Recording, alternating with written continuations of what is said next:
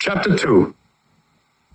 Officer Jeremy Ryan bent down on the gravel and ran a fingertip along the steel teeth of the spike strip, lay just beyond the weather-faded "Welcome to Derbie" sign. The points glinted under the weak moonlight, sharp as razors. He pressed until the edge bit into his skin, just shy of blood, and smiled. He was whistling as he worked, his voice carrying across the empty two-lane highway, swallowed and thrown back by the mountain. An old Chai Lights tune rolled off his tongue, low and easy. "Oh girl, how I depend on you," he sang softly, eyes fixed on the strip, "to give me love when I need it." He adjusted the chain, making sure the strip would lie flush with the pavement, invisible until it was too late. His voice lifted slightly, almost tender. "Right on time you would always be." Oh girl, the resonance drifted out over the asphalt, curling into the pine, choked dark. Jeremy Ryan's voice was the only echo for miles, and even that felt wrong, like a borrowed tune played in the wrong key. The Petersons walked arm in arm down the dirt street that cut through the heart of Derbie.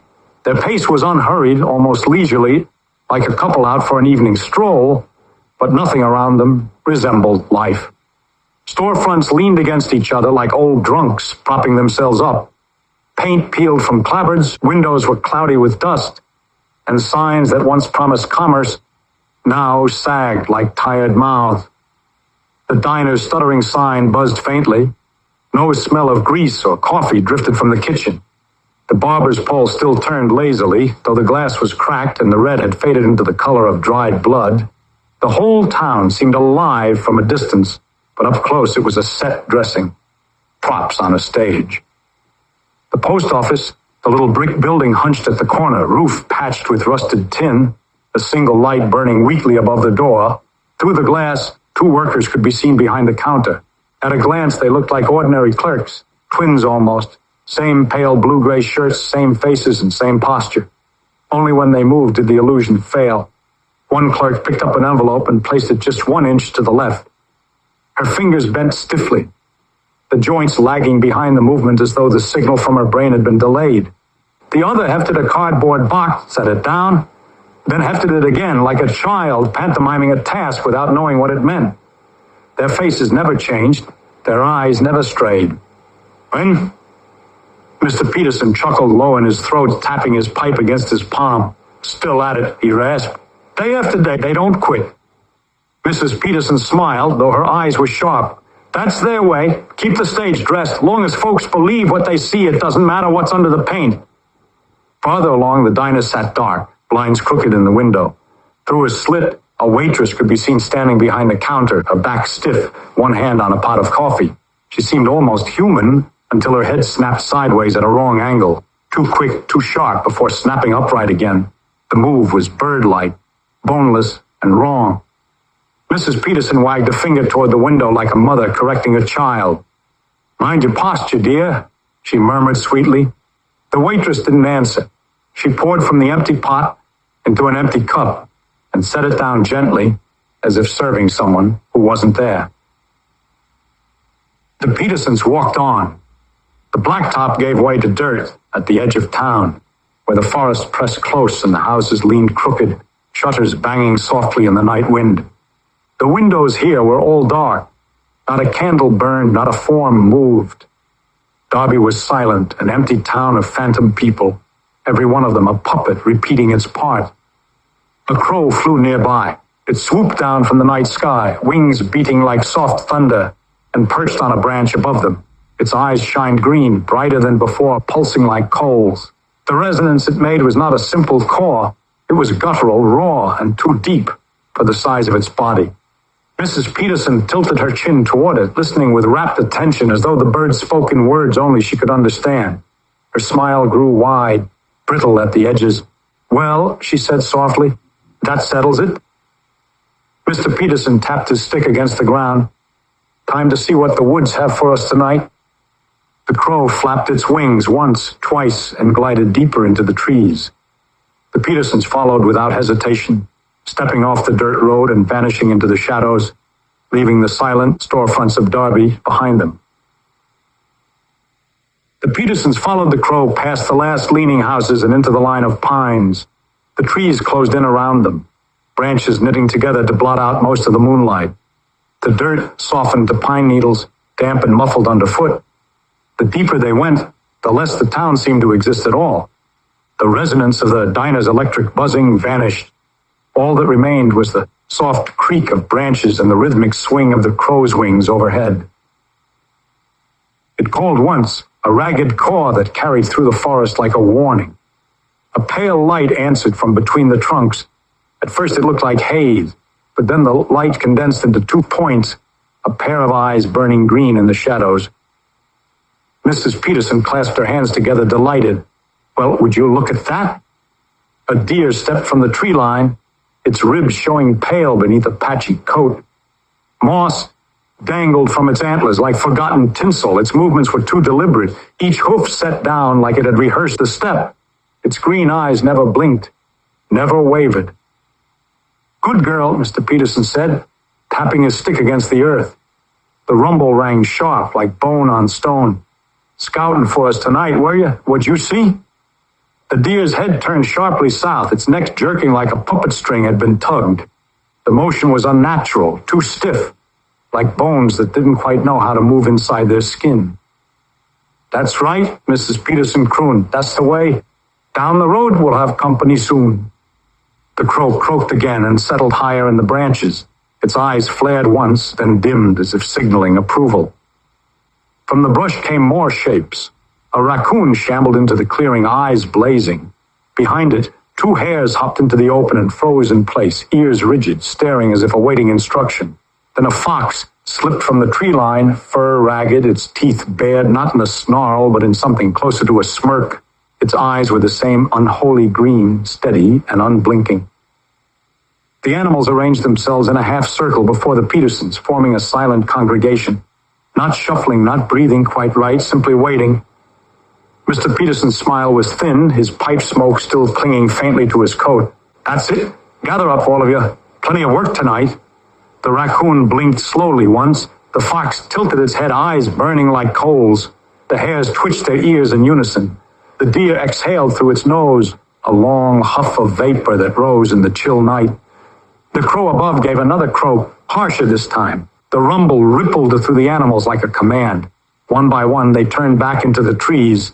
The deer walked south, silent as smoke. The raccoon waddled into the undergrowth, vanishing with a rustle. The hares disappeared into shadow. The fox lingered a moment longer, its smirk fixed on Mrs. Peterson. Go on, she told it gently. You know your path. The fox lowered its head once like a bow, then slunk into the brush. The clearing fell quiet again, save for the crow, its eyes burning brighter now. It croaked once more and flapped away, circling above the treetops. Mrs. Peterson's eyes gleamed. Hear that, love? She said to her husband. The crow's calling us to be ready. There's someone coming. Someone on the road. Mr. Peterson rested both hands on his stick. Another straggler, maybe, or better yet, a trucker. He looked up at the crow, wheeling against the night. They'll be here soon. Let's be sure the table's set. Sheriff Jeremy Ryan leaned against the hood of his cruiser, the steel cool under his back, the faint heat of the engine drifting up into the night. The Welcome to Derbie sign stood crooked beside him, its paint flaking, its greeting more like a warning now. He took a long drag from his cigarette, the ember burning bright against the dark, and opened the battered notebook in his hand. The pages were yellowed, the cover worn thin from years of use.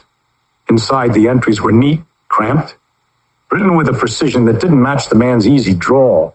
It wasn't a cop's logbook. No, it was something else. He ran his thumb down the first filled page. Each line was a name or a description, family of 3, young couple. Beside them were numbers, heights, weights, chest widths, even the size of their heads, measured with the tailor's tape he kept in his trunk.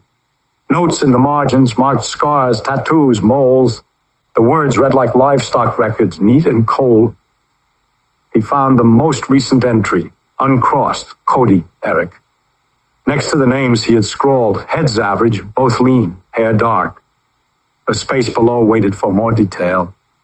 Ryan tapped his pen against the page, then jotted quickly. Skulls intact, teeth straight, nervous dispositions. He smiled, dragging smoke through his teeth. He flipped back a few pages, eyes settling on older names, all of them crossed out with one hard slash of ink. He flicked ash into the dirt, shut the notebook, then opened it again, savoring the ritual. Tonight there'd be another. He could feel it. The night was quiet, except for the murmur of wind through the pines and the faint snarl of the cruiser's idling engine. But beneath it, the vibration, faint and steady, the sound of something big, rolling up the highway. Another entry was on its way. Sheriff Jeremy Ryan sat low in the brush just off the shoulder, his cruiser tucked behind the crooked "Welcome to Derbie" sign, its white paint peeling into gray. He balanced his notebook on one knee, the stub of a cigarette burning in the corner of his mouth, and flipped through the thin, yellowed pages. Names filled every line, stretching back years. Not simply names, though. Measurement. Neat rows of numbers. Circles. Notes written with the same steady hand. He skimmed back through the older entries, tapping the pencil against his thigh as he read. Family of 4. Father. Skull circumference 23 inches. Heavy jaw, broad shoulders. Mother, 19 inches. Narrow frame. High cheekbone. Children. Male, 16 inches. Still growing. Female, 15 inches. Potential. Each entry ended with a short, blunt phrase. Harvest complete. Farther down he found another. David skull broad, heavy ridge over eyes, strong arms, prime crossed out, harvest complete beneath it. Claire, skull narrow, jaw delicate, teeth intact, not yet processed. Ryan leaned back against the cruiser, pencil balanced between his fingers. He let the smoke drift from his nose as he stared at the numbers. He didn't need to measure anymore, not tonight, but the ritual calmed him. He flipped to the most recent page. Cody, head 20 average Eric, head 21 slightly larger, nervous but compliant. Neither line was crossed out yet. He stared at the space below, the empty line waiting for another arrival. He could almost feel the weight of it pressing at the paper, the future specimen begging to be written down. Oh? The sheriff tapped the book closed with a snap, the rumble sharp in the quiet woods. He tucked it back into his coat, eyes lifting toward the rise in the road. Jeremy smiled, slow and patient. He lit another cigarette and took a long drag. There'd be another entry tonight, another head to measure. Frank had been on the road for 15 hours. His eyes were gritty from cheap gas station coffee, and his shoulders ached from hunching over the wheel. The cab smelled like every trip before it, diesel, grease, sweat baked into the seats, and the stale tang of French fries that had fallen between the seat and the console months ago. There was always a smell like that in his truck. He didn't notice it anymore until nights like this, when the silence pressed close and every scent, every rumble seemed magnified. The dash rattled when he hit a seam in the asphalt. An empty paper cup rolled across the passenger floorboard, knocking against an old boot. Fast food wrappers crinkled in the door pocket, and the pack of cigarettes, long empty, sat crumpled in the tray. A small rosary swung from the rear view, beads clacking every time the truck swayed. 15 hours, that was how long it had been since he'd left Winnipeg, Manitoba, with 5 pallets of lumber strapped under canvas in the trailer. Not a big run, but enough to pay for fuel and keep him moving. He always kept moving. The road was easier than home. At home there were papers on the table, the kind that said "sign here" in big unfriendly letters. At home there was a phone that didn't ring back, a daughter whose voice he only heard on old recordings. Frank rubbed a hand over his jaw, glanced at the clock on the dash. 2 more hours, maybe less if he didn't stop. He muttered it aloud like a prayer. 2 more hours, drop the load, coffee, shower, bed. Saying it made it feel real. The truck rattled again, trailer groaning. He shifted in his seat, rolling his shoulders, trying to work the stiffness out of his back. His hands gripped the wheel tighter than they needed to. The highway stretched ahead, black and endless, swallowed on both sides by the trees. For a moment he thought about calling her again, his daughter. Maybe this time she'd answer. Maybe she'd listen. His phone was in the glove box, dead anyway, and even if it wasn't, no service reached these mountains. He let the thought drop, swallowed the ache that came with it, and leaned forward, eyes fixed on the strip of road, his headlights carved through the dark. The miles kept ticking under him. Frank leaned forward in his seat, eyes burning from the endless blacktop. The trees pressed closer here, the road tightening like a noose. He was thinking about coffee again, the cheap kind in thick ceramic mugs, maybe a greasy plate of eggs, simply someplace open, just someplace human. Then he saw it. The sign leaned crooked at the shoulder, half lost in outline, "Welcome to Derbie." The paint was peeling, the letters cracked, but it didn't matter.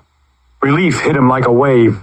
He laughed under his breath, half a sigh, half a choke. "Finally, holy fuck," he said. His grip eased on the wheel for the first time in hours. His chest loosened. Maybe a gas station, maybe a motel, maybe even a shower. "Thank God," he exhaled in relief. That was when the crow called. It ripped across the night, a jagged cry so loud it rattled the glass. Frank jerked in his seat, heart leaping into his throat. What the hell? Movement. A deer stepped out from the brush, ribs pale, moss tangled in its antlers, its eyes green in the headlights, cold and steady, not blinking. It didn't run, didn't even flinch at the horn when Frank slammed his palm into it. The blast roared down the highway, but the deer simply stood there watching him come. Frank's gut clenched. Oh shit.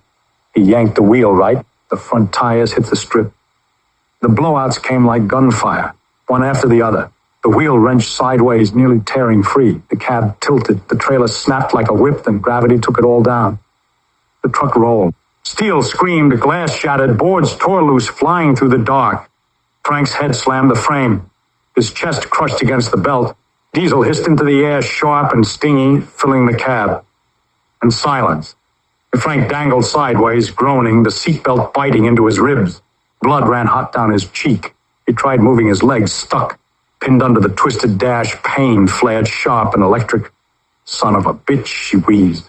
Frank hung limp against the seatbelt, groaning through clenched teeth. His ribs screamed every time he tried to breathe, a stabbing ache that stole his air. Warm blood crawled down his temple into his eye, blurring his vision until the world seemed fractured, broken in pieces like the spider web of the windshield. "Goddamn son of a bitch," he wheezed, the words spilling out in a drunken jumble. His throat was raw, voice cracked, but the curse came with a bitter edge of humor. The belt had locked tight, biting into his hip and chest, cutting off circulation to his leg. He tugged at the buckle, grunting, fingers slipping on blood and sweat. It didn't budge. He sagged back with a laugh that turned into a cough, spraying red onto the floorboard. Figures the belt won't save you till it kills you. Pain pulsed up from his left leg, pinned under the crushed dash. He tried shifting it, but it was jammed tight, throbbing with each heartbeat. Not broken, he could still wiggle his toes if he focused, but trapped. His chest was worse. Each breath rattled sharp at the ribs like something beaming inside. Not fatal, not yet, but bad enough. The cab reeked of diesel. The spray had soaked into everything, his clothes, the seats, his skin. It burned his nose, coated his tongue. Every few seconds, the hot tick of cooling metal clicked around him like a clock running down. "Radio," he said, squinting at the dash. His hand groped toward the CB, clipped to the mount. The mic was gone. Cord snapped. The unit itself hung crooked, casing cracked. He shoved it with his knuckles. A faint screech of static coughed from the speaker. Then nothing. He hit it harder. Still nothing. Shit. His voice was a rasp, weak and ragged. He slammed it again. The unit sparked once, popped, and went dead. Frank slumped against the belt, chest heaving and sweat slick on his temple. Great, just fucking perfect. His laugh came bitter, swallowed by a groan. He tried to imagine headlights behind him, another driver pulling over to help, but the highway was empty, only pines. His eyes closed for a second, his head rolling against the belt. For a heartbeat, he heard his daughter's voice, faint, calling his name the way she had when she was small. But when he opened his eyes, there was nothing but darkness and the faint flicker of the dashboard warning light, stuttering weak as dying fireflies. Frank sagged against the belt, chest rising and falling in ragged bursts. Every inhale was like glass dragging through his ribs. The world outside the cracked windshield was tilted sideways, trees swaying at an angle that made his head spin. He coughed, spat more blood, and groaned, low and tired. "Christ almighty," he said, voice hoarse. "Could have simply let me die in my sleep like a normal bastard." He let his head roll back, eyes half shut, until he heard it. Crunch. At first it was his ears ringing again, but then it came again. The slow, deliberate step and the gravel outside. Crunch.